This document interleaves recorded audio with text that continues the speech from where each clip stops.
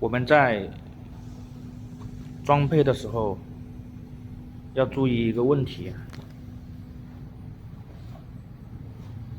就是这个气缸的位置，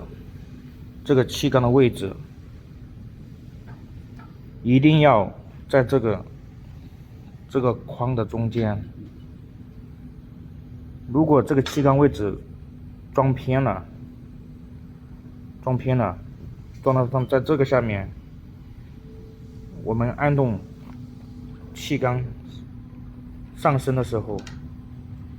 这个气缸如果没有在安全位置，假设在这个下面，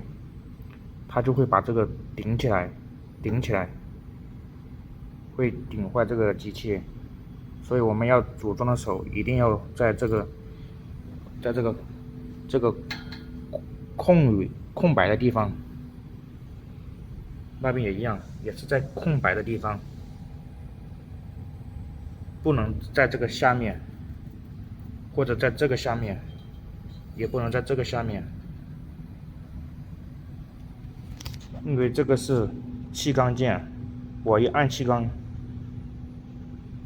这个就会顶起来，往上顶。如果在这个下面，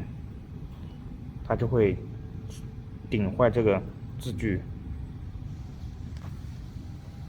这些气缸都要注意安装，